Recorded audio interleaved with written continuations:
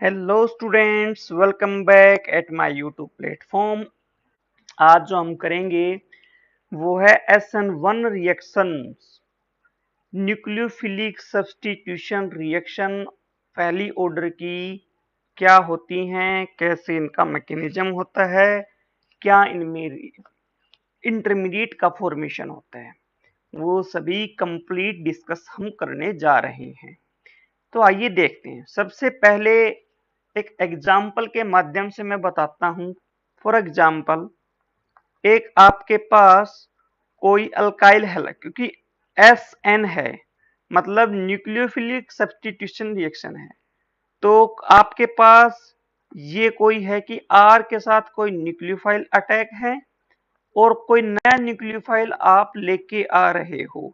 उसको 1 नाम दे रहा हूं, इसको लीविंग ग्रुप नाम दे रहा हूं, that is the nucleophile L। तो क्या होगा, ये इनकमिंग न्यूक्लियोफाइल इस R के ऊपर अटैक करेगा और ये वाला पोर्शन यहां से चला जाएगा, यानी कि R के साथ लग जाएगा न्यूक्लियोफाइल जो इनकमिंग वाला था वो, और लीविंग ग्रुप यहां से क्या हो जाएगा, बाहर। यानी कि इस वाले न्यूक्लियोफाइल ने इस वाले न्यूक्लियोफाइल को क्या कर दिया, रिप्लेस कर दिया, सब्स्टिट्यूट कर दिया। यही था nucleophilic substitution reaction. For example, अगर मैं एक एग्जांपल के माध्यम से और समझाऊं, ये रिएक्शन मेनली कहाँ होती है, मेनली सबसे ज्यादा जो अक्कर होती है वो कन्वर्जन में होती है कि भाई अल्काइल हैलाइड्स को हम अल्कोहल में कैसे कन्वर्ट करें। ठीक है, अल्काइल हैलाइड को अल्कोहल में किस प्रकार से कन्वर्ट किया जाता है। तो इसके लिए दो मैकेनिज्म है, एक SN1 मैकेनिज्म, दूसरा SN2 मैकेनिज्म। ठीक है, न्यूक्लियोफिलिक सब्स्टिट्यूशन रिएक्शंस की हेल्प से।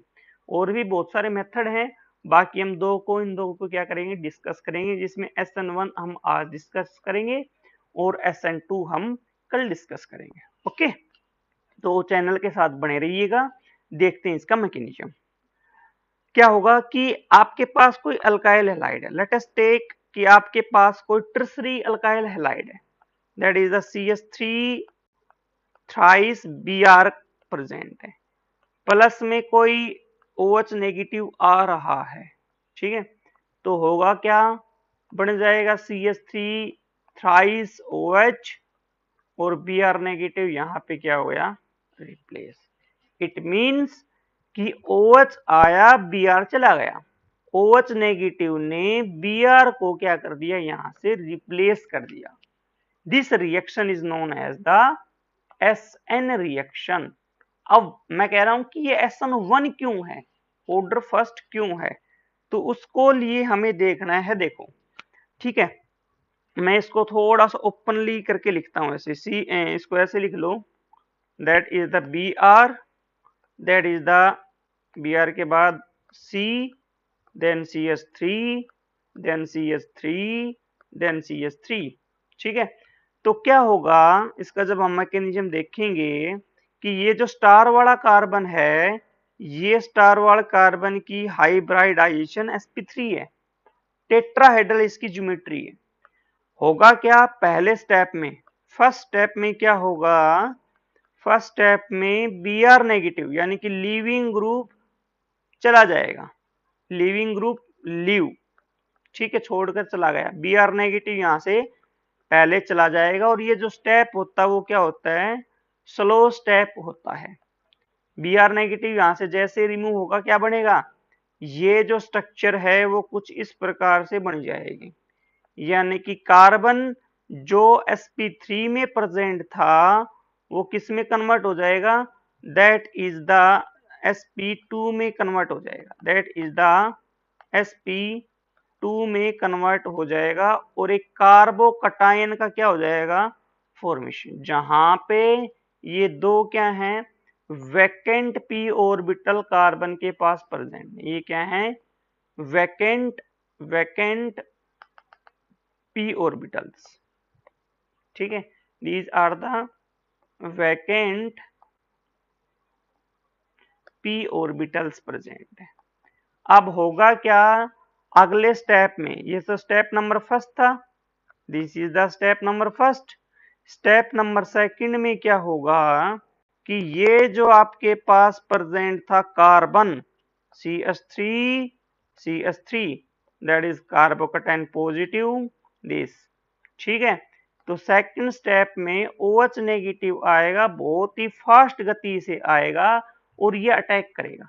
अटैक करने के दो तरीके हैं, या तो ये बैक साइड अटैक करे या ये फ्रंट साइड अटैक करे। अगर ये फ्रंट साइड अटैक करता है तो जो प्रोडक्ट बनेगा वो बनेगा दिस बी आर नहीं OH COH CH3 ओके। और जब बैक साइड अटैक करेगा तो क्या प्रोडक्ट बनेगा, दैट इज द CH3 और यहां पे क्या लग जाएगा, बोले तो OH CH3 ओके। यानी कि दो प्रोडक्ट बनेंगे आपके पास, ठीक है, क्लियर है। तो इसको पूरा कंप्लीटली डिटेल से समझने की कोशिश करेंगे कि किस प्रकार से कौन सा प्रोडक्ट बनेगा, कौन सा प्रोडक्ट नहीं बनेगा, क्या है कोई मिक्सचर का फॉर्मेशन होगा, वो सब हम देखेंगे जब हम इसकी स्टीरियो केमिस्ट्री के बारे में डिस्कस करेंगे। किसके बारे में, इसकी स्टीरियो केमिस्ट्री के बारे में जब हम डिस्कस करेंगे तो हम कंप्लीट इंफॉर्मेशन देखेंगे कि कहाँ पे क्या प्रोडक्ट बनेगा। फिलहाल यहां से कुछ बातें अपने समझ में आई हैं, वो क्या आई हैं कि पहला स्टेप क्या है, स्लोवेस्ट स्टेप, सेकंड स्टेप क्या है, फास्ट स्टेप। और हमें ये पता है कि जो रेट निकालते हैं वो स्लोवेस्ट स्टेप के कंपैरिजन में निकालते हैं। तो according to rate of SN1 reaction, जो रेट है वो ओनली डिपेंड किस पे करेगा, दिस अल्काइल हैलाइड की कंसंट्रेशन पे। क्योंकि इस स्टेप में न्यूक्लियोफाइल तो है ही ना, न्यूक्लियोफाइल तो सेकंड स्टेप में आ रहा है। तो न्यूक्लियोफाइल स्ट्रॉन्ग है, वीक है, क्या इसकी concentration, there is no matter for the rate of SN1। सबसे पहली बात मैं कुछ पॉइंट यहाँ पे लिख देता हूं। पहला पॉइंट यहां से क्या समझ में आया कि टू स्टेप्स रिएक्शन है। पहली बात, टू स्टेप रिएक्शन है, टू स्टेप क्या है, रिएक्शन है। दूसरी बात, कार्बोकटायन एज एन इंटरमीडिएट का फॉर्मेशन हुआ है। किसका formation, carbocation as an intermediate के रूप में बना है, इंटरमीडिएट। तीसरी बात क्या, कि जो रेट है वो किसके बराबर है, K into alkyl halide, K into alkyl halide, ठीक है। यहां ऊपर कितना है, फास्ट, इसलिए हमने कहा ये कौन सी मैकेनिज्म है, SN1 रिएक्शन है। दूसरी बात, rate do not depend on concentration of nucleophile, nucleophile की कंसंट्रेशन के ऊपर डिपेंड नहीं कर रहा। ये कुछ बातें हमें यहां से पता लगी हैं, आई होप कि समझ में आई। जब टू स्टेप रिएक्शन है, इट मींस यहां पे टू ट्रांजिशन स्टेट क्या होंगी, फॉर्म्ड होंगी। ट्रांजिशन स्टेट दो बनी है, इंटरमीडिएट एक बना है। तो इसके रेस्पेक्ट में जब हम एनर्जी प्रोफाइल डायग्राम देखेंगे तो कुछ इस प्रकार से अपना एनर्जी प्रोफाइल डायग्राम बनेगा। दैट इज द, यहाँ पे क्या है, एनर्जी है, और इस साइड क्या है, प्रोग्रेस ऑफ रिएक्शन, ठीक है। तो कुछ भी इस प्रकार से बनेगा, ये सबसे पहले तो ज्यादा, फिर कार्बोकटायन का फॉर्मेशन और देन दिस का फॉर्मेशन, यू आपका प्रोडक्ट बनेगा, ठीक है। तो ये आपका क्या था, intermediate, this will be the intermediate, जो कि क्या था, कार्बोकटायन। ये यहाँ पे क्या है, ट्रांजिशन स्टेट नंबर पहली, ये यहाँ पे क्या है, ट्रांजिशन स्टेट नंबर दूसरी। यहाँ पे क्या है, दैट इज आपका रिएक्टेंट, यहाँ पे क्या है, दैट इज आपका प्रोडक्ट। यानी कि इन दिस केस तो क्या है, आर के पास अकॉर्डिंग टू रिएक्शन, रिएक्शन क्या थी दिस, मैं फिर रिप्रेजेंट कर देता हूं कि CH3 और Br था C के साथ, प्लस में OH नेगेटिव, ये विल बी द रिएक्टेंट है। तो यहाँ पे क्या है, दिस CH3 थ्राइस सी के साथ Br प्लस OH नेगेटिव, वो तो प्रेजेंट है यहाँ। और ये रिएक्शन हमने क्या बताई थी, स्लो यदि रिएक्शन है तो यहाँ पे हाई क्या मिलेगी, एक्टिवेशन एनर्जी, जो कि मैं यहाँ से इसको रिप्रेजेंट कर रहा हूँ। ये यहाँ पे क्या है, एक्टिवेशन एनर्जी, जो कि बहुत ही ज्यादा है। इसलिए जो पहला स्टेप है वो क्या है, स्लोवेस्ट स्टेप है। यहाँ पे किसका फॉर्मेशन हुआ था, Br नेगेटिव यहाँ से चला गया था, किसका फॉर्मेशन हुआ था, CH3 thrice carbon positive carbocation. तो जो आपका इंटरमीडिएट बना था दैट इज द क्या है, CH3 थ्राइस C के ऊपर पॉजिटिव चार्ज। तो जो ट्रांजिशन स्टेट नंबर पहली जो बनी, TS फर्स्ट जो बनी, वो क्या बनी, उसको मैं रिप्रेजेंट कर देता हूं कि यहाँ पे ये जो प्रेजेंट था अपने पास carbocation, this will be the, यहां से C के साथ जो Br है वो बहुत ही दूर जा रहा है, धीरे धीरे दूर चल जा रहा है, क्योंकि ये बेस्ट लिविंग ग्रुप है, इस बात को ध्यान रखना। ठीक है, फिर जब कार्बोकटायन का फॉर्मेशन हो जाता है तो हम बोलते हैं कि भाई न्यूक्लियोफाइल आता है, तुरंत अटैक करता है, फास्ट रिएक्शन होती है। फास्ट रिएक्शन कैसे होगी कि इसकी जो एक्टिवेशन एनर्जी होगी वो बहुत ही क्या होगी, कम। ठीक है, तो ये तो आपका स्टेप नंबर पहला था, और ये आपका यहां से यहां तक जो एक्टिवेशन एनर्जी है that is the step number second था। यहाँ पे हाई हाई नहीं, लो एक्टिवेशन एनर्जी है फर्स्ट स्टेप में। तो यहाँ पे किसका फॉर्मेशन हो गया था, दैट इज द COH का फॉर्मेशन। तो प्रोडक्ट क्या बना, CH3 थ्राइस COH का फॉर्मेशन। आई होप कि क्लियर हुआ होगा कि एनर्जी प्रोफाइल डायग्राम के बिहाफ पे हम किस प्रकार से चीजों को एक्सप्लेन करते जा रहे हैं। दो ट्रांजिशन स्टेट बनती हैं, एक इंटरमीडिएट बनता है। पहले स्टेप में एक्टिवेशन एनर्जी ज्यादा होती है, दूसरे स्टेप में एक्टिवेशन एनर्जी कम होती है। तो पहले स्टेप में जब आएगा अपने पास एक्टिवेशन एनर्जी ज्यादा, तो जाहिर सी बात वो स्लो स्टेप होगा, और यदि स्लो स्टेप होगा तो इसी के अकॉर्डिंग हम रेट को बताएंगे।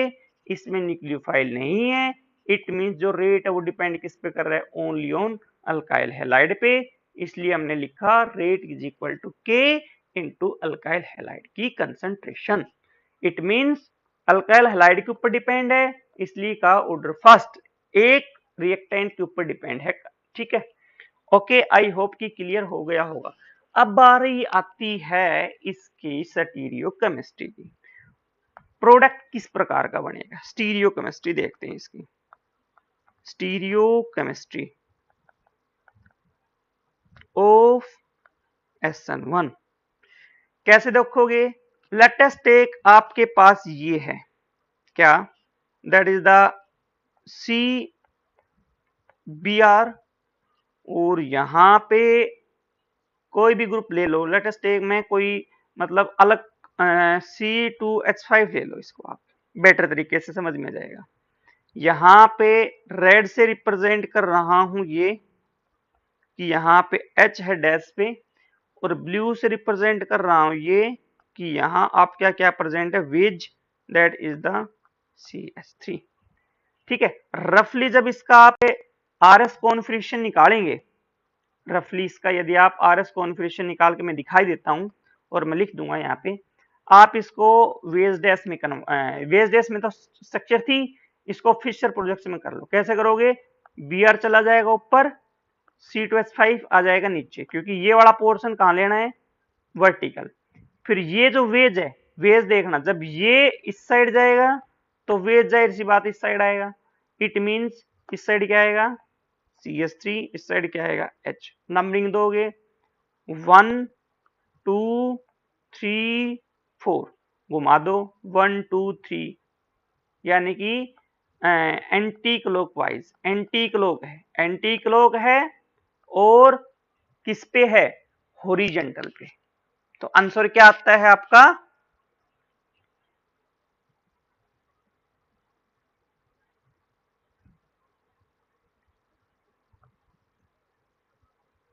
आंसर क्या आएगा, that is the R. Change कर देंगे आंसर। एंटी क्लॉक यदि है और फोर्थ पोजीशन हॉरिजॉन्टल पे है तो आंसर रिवर्स हो जाता है, एस का आर। यही फोर्थ यदि इस पे वर्टिकल पे प्रेजेंट होता तो आंसर एंटी क्लॉक के लिए एस आता। इट मींस इसकी कॉन्फिगरेशन कितनी है, आर इसकी कॉन्फिगरेशन है। आई होप कि क्लियर हो गया होगा आपके। ठीक है, मैं मिटा देता हूं इसकी। नेक्स्ट बढ़ते हैं आगे। नेक्स्ट बढ़ते हैं। पहले स्टेप में क्या होगा, स्टेप नंबर फर्स्ट में, कि ये बी आर यहां से चला जाता है छोड़कर, बेस्ट लिविंग ग्रुप है। यहां पे एक और बात याद रखनी है कि लिविंग ग्रुप जितना बेस्ट होगा, जितना बेस्ट होगा उतनी SN1 रेट क्या होगी, ज्यादा। क्लियर रखना ये बात। ठीक है, जैसे बी आर की जगह आयोडीन हो तो आयोडीन वाली में SN1 रिएक्शन और भी जल्दी होती है। बी आर नेगेटिव चला जाता है, क्या बनता है यहां से, दैट इज द सी। तो यहां पे ओके, देन यहां पे क्या आ जाता है CH3, यहां पे आ जाता है H, यहां आ जाता है CS, यानी कि ऑल आर प्लेनर स्ट्रक्चर। यहां तो ये sp3 हाइब्रिडाइड था जो कि टेट्राहेड्रल ज्योमेट्री थी। यहां पे इस कार्बन की जो हाइब्रिडाइजेशन हो sp2 है, यानी कि ट्राइगोनल प्लेनर स्ट्रक्चर बन जाती है। ट्राइगोनल प्लेनर स्ट्रक्चर यहां पे बन जाती है। तो हम इसमें वेज डैश शो नहीं कर सकते। आपके पास दो क्या है, वैकेंट पी ऑर्बिटल, क्योंकि कार्बोकटायन का क्या हुआ है, फॉर्मेशन। तो ये भी क्या है, P orbital, vacant P orbital, vacant P orbital. और ये वाला भी क्या है, that is the vacant P orbital. Okay, I hope clear हो गया होगा।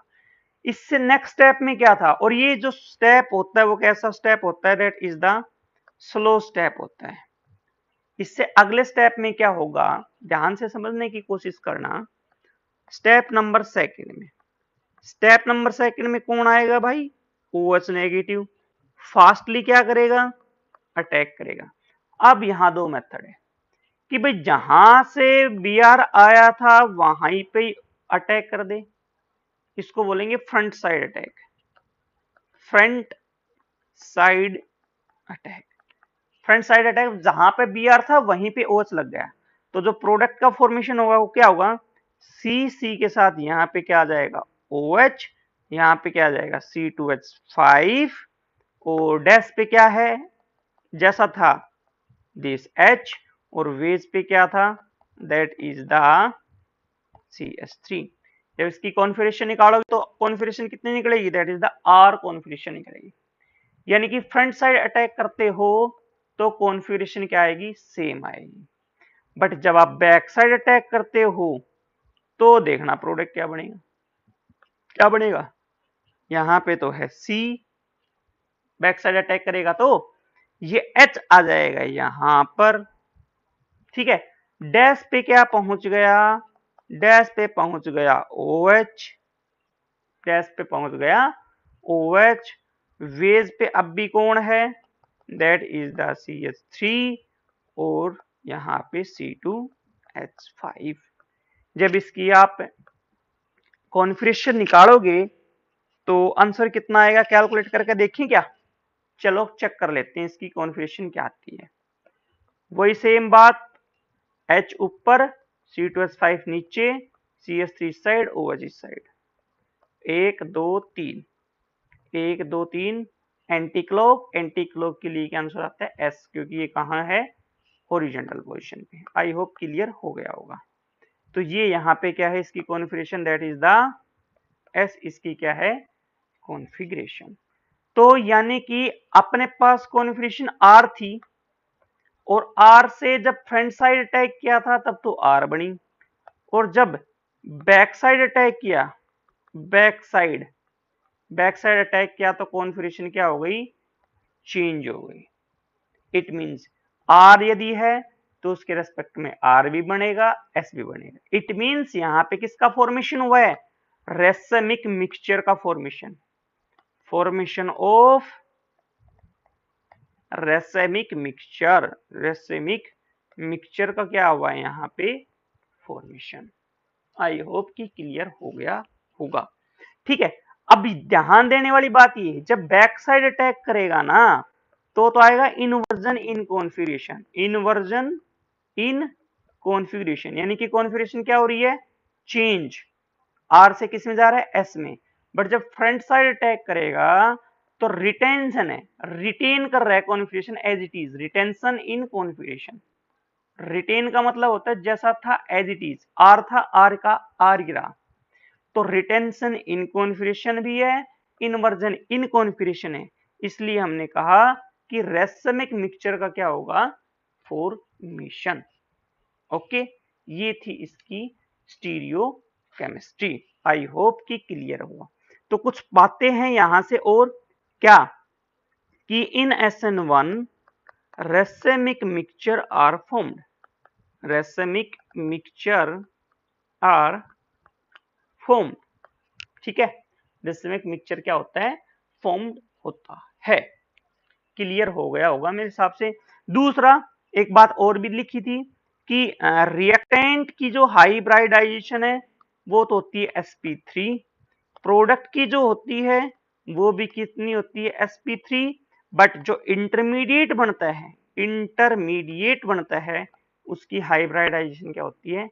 sp2। ओके, ये थी आपकी SN1। थोड़ा सा और इसको एलोबरेट करते हैं, हम एक एग्जाम्पल के माध्यम से समझते हैं। देखो, लेटेस्ट टेक, आपके पास एक एग्जाम्पल है कि CH3 CH3, यहां H लगा दो, यहां C है, C के साथ Cl है, यहां C है, ओके, यहां CH3 है, यहां H है, यहां Cl है, और इसकी रिएक्शन में OH नेगेटिव के साथ करा रहा हूं, तो क्या प्रोडक्ट बनेगा? तो देखो, ये एक ऐसा एग्जाम्पल है जिसमें रीअरेंजमेंट होगा। इस बात को याद रखना, रीअरेंजमेंट। क्यों क्यों कहा मैंने रीअरेंजमेंट? क्योंकि SN1 कैसे हो रही है? वो हो रही है थ्रू कार्बोकटायन। कार्बोकटायन, तो जहां पे कार्बोकटायन मोर स्टेबल बनेगा वहीं से रिएक्शन का प्रोडक्ट बनेगा। देखो, मैकेनिज्म देखते हैं, उससे समझ में आएगा बेटर तरीके से। ये था आपके पास reactant, that is the CH3 Cl। Step number पहला, Cl नेगेटिव रिमूव, ये यहां से रिमूव, क्या बनेगा? CH3C, CH3H, C के ऊपर पॉजिटिव, ये H, ये CH3। This will be the secondary carbocation. अब मैं यहां से प्राइमरी कार्बोकटायन का भी फॉर्मेशन कर सकता हूं। कैसे? ये हाइड्राइड को शिफ्ट कर दो आप, तो पॉजिटिव चार्ज कहां शिफ्ट हो जाएगा? कार्बन नंबर 2 के पास, यहां, दैट इज CH3, यहां CH2 और CH3। This will be the tertiary carbocation. और हमें पता है कि tertiary is more stable then secondary. कैसे हुआ है? 1,2 हाइड्राइड शिफ्ट जब हमने की है, यानी कि यहाँ पे रीअरेंज कर दिया मैंने रिएक्शन। सेकेंडरी कार्बोकटायन से टर्सरी कार्बोकटायन का क्या कर दिया? फॉर्मेशन। तो जो प्रोडक्ट बनाना है, अब आपके पास OH नेगेटिव आएगा और कहां लग जाएगा? In this case. ठीक है, CH2 CH3। तो ये आपका क्या है? Actual product. एक्चुअल प्रोडक्ट, और जो प्रोडक्ट बनना चाहिए था वो यहां से बनना चाहिए था कि CH3C, CH3H, CHOH, CH3। This will be the expected product. Expected product, but expected product बनता नहीं है, बनता ये नहीं है थ्रू द रीअरेंजमेंट, क्योंकि 1,2 हाइड्राइड शिफ्ट, क्योंकि जब 1,2 हाइड्राइड शिफ्ट करते हैं तो मोर स्टेबल कार्बोकटायन का क्या होता है? फॉर्मेशन। और जहां पे मोर स्टेबल कार्बोकटायन का फॉर्मेशन होगा वहीं से ही प्रोडक्ट का क्या होगा? फॉर्मेशन। आई होप कि क्लियर हो गया होगा आपको। अब बात आई कौन कौन से ऐसे फैक्टर्स हैं जो इस रिएक्शन को अफेक्ट करते हैं। फैक्टर्स कौन कौन से हैं? Factors that affect the rate of SN1। तो पहला ही फैक्टर मैंने बताया था क्या? That is the steric factor. Steric factor बस जितना स्टीरिक हिंड्रेंस होगा, जितना स्टीरिक हिंड्रेंस होगा उतना ही क्या होगा? SN1 का रेट ज्यादा। इस बात को याद रखना। क्लियर? क्योंकि वहां पे टर्सरी कार्बोकेटाइन का क्या होता है? फॉर्मेशन। दूसरा इलेक्ट्रॉनिक फैक्टर देख लो। दूसरा क्या है? Electronic factor. ठीक है, वैसे स्टीरिक फैक्टर में ही दे सकते हैं हम। यहां पे क्या लिखोगे? कार्बोकेटाइन स्टेबिलिटी ऑफ कार्बोकेटाइन जितनी ज्यादा होगी उतनी ज्यादा SN1 का रेट मिलेगा। तो स्टेबिलिटी किससे होती है? प्लस आई से, प्लस आई इफेक्ट से या प्लस आर इफेक्ट से। ठीक है, तो उसी के थ्रू SN1 का रेट क्या हो जाएगा? बढ़ जाएगा। और वैसे ही ऑर्डर क्या होता है? Order of stability of carbocation वो क्या होगा? That is the benzyl. पहले सबसे ज्यादा होता है, देन होता है टर्सरी, देन होता है सेकेंडरी, देन होता है प्राइमरी, देन होता है मिथाइल। तो ऑर्डर जो आएगा SN1, order of rate of SN1 वो भी सेम टू सेम रहेगा। बेंजाइल का सबसे ज्यादा रहेगा, then tertiary, then secondary, then primary, then methyl. Okay, SN1 of alkyl halides.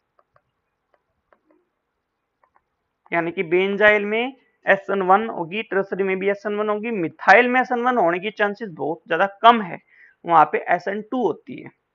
अगली वीडियो में हम उसको डिस्कस करेंगे। नेक्स्ट, नेचर लिविंग ग्रुप का कैसा है भाई? Nature of leaving group. Leaving group जितना बेस्ट लिविंग ग्रुप होगा उतना ही क्या होगा? जितना जल्दी लिविंग ग्रुप छोड़ के जाएगा। ये चीज मैंने पहले भी बता दी थी, एक्सप्लेन कर दी थी। यानी कि क्या लिखूंगा यहाँ पे? Better the leaving group, better the leaving group more easily carbocation formed and more is the rate of SN1। ठीक है, तो यहाँ पे अलग अलग हेलोजन जो एलिमिनेशन है, ऐसे ऑफ किसका? Elimination of leaving group, elimination of halides का, वो कौन छोड़ के जाता है जल्दी? That is the I negative, that is the Br negative, फिर Cl negative, then F negative. क्योंकि I बड़ा साइज है तो बॉन्ड लेंथ ज्यादा होती है, F छोटा साइज है बॉन्ड लेंथ कम होती है। जिसकी बॉन्ड लेंथ कम इजिली छोड़ के नहीं जाएगा, जिसकी बॉन्ड लेंथ ज्यादा इजिली छोड़ के चला जाएगा। Fourth, nature of incoming nucleophile. तो भाई हमने पढ़ा है कि जो रेट है वो तो डिपेंड करता ही नहीं उसके ऊपर, न्यूक्लियोफाइल के ऊपर, क्योंकि वो तो डिपेंड किस पे करता है? Only on alkyl halide. So there is no effect. यहाँ पे किसी प्रकार का कोई इफेक्ट नहीं होगा, चाहे न्यूक्लियोफाइल स्ट्रॉन्ग हो, वीक हो, हाईली कंसेंट्रेटेड हो, लेस कंसेंट्रेटेड हो, there is no effect. Next, polarity of the solvent. Polarity of solvent, solvent की पोलैरिटी देखो। आपने ये पढ़ा है RX अल्काइल हैलाइड, यहाँ स्लाइटली पॉजिटिव होते हैं, यहाँ स्लाइटली नेगेटिव होते हैं।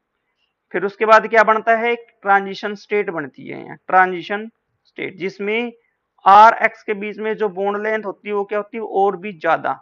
तो यहाँ स्लाइटली पॉजिटिव, यहाँ स्लाइटली नेगेटिव। ठीक है, फिर ये किस में कन्वर्ट हो जाता है? R positive plus X negative में कन्वर्ट होता है। तो यहां तो बॉन्ड लेंथ क्या है? बॉन्ड लेंथ स्मॉल है, और यहां बॉन्ड लेंथ क्या है? लार्ज है। ठीक है, और हमें पता है dipole moment E multiply D, charge multiply distance between them, यहाँ डिस्टेंस बढ़ रही है तो डाइपोल मोमेंट क्या होगा, बढ़ेगा। इट मींस पोलैरिटी यहाँ क्या है, ज्यादा, पोलैरिटी क्या है, ज्यादा, यहाँ पे पोलैरिटी क्या है, कम। ठीक है, तो अगर अपना सोलवेंट भी पोलर हुआ तो ट्रांजिशन स्टेट उसके साथ ज्यादा से ज्यादा रिएक्ट करेगा और वो इजिली किसमें टूट जाएगा, कार्बोकैटायन और हैलाइड आयन में। यानी कि higher the polarity of solvent, higher the polarity of solvent, greater is its solvation power. Solvation power मतलब सोल्यूशन का एक प्रकार से मैंने अलग से वीडियो बना रखी है, उसमें देखना, लिंक दे दूंगा मैं आपको। सोल्यूशन का मीनिंग है कि सोल्यूट और सोलवेंट के बीच में किस प्रकार से इंटरेक्शन है, यानी कि ट्रांजिशन स्टेट और सोलवेंट के बीच में जो इंटरेक्शन होगी that is known as the solvation. ठीक है, तो क्योंकि ये भी पोलर है, सोलवेंट भी पोलर है, तो इंटरेक्शन ज्यादा होगी, तो कार्बोकैटायन क्या होगा, and faster its faster is the ionization and more easily carbocation for more easily carbocation are formed. That's why rate of SN1 high. ठीक है, तो ये कुछ फैक्टर्स थे, मैंने सारे फैक्टर आपको बता दिए, क्या थे क्या नहीं थे, दोनों तरीके से अटैक करेगा। कौन कौन से फैक्टर बताए कि एक तो फर्स्ट ऑर्डर है, टू स्टेप रिएक्शन है, तीसरा क्या बताया, रेट के बारे में बताया। ठीक है, चौथा क्या बताया कि न्यूक्लियोफाइल नो इफेक्ट, किसी प्रकार का इफेक्ट नहीं होता। चौथा क्या बताया, बोथ साइड अटैक होता है, फ्रंट साइड भी बैक साइड भी। और क्या बताया, रेसिमाइजेशन होता है, रेसिमाइजेशन का फॉर्मेशन होता है, और अलग अलग रिएक्टिविटी के बारे में हम लोगों ने इसको डिस्कस किया था। ठीक है, तो ये थी आपकी complete SN1 mechanism. Okay, thanks.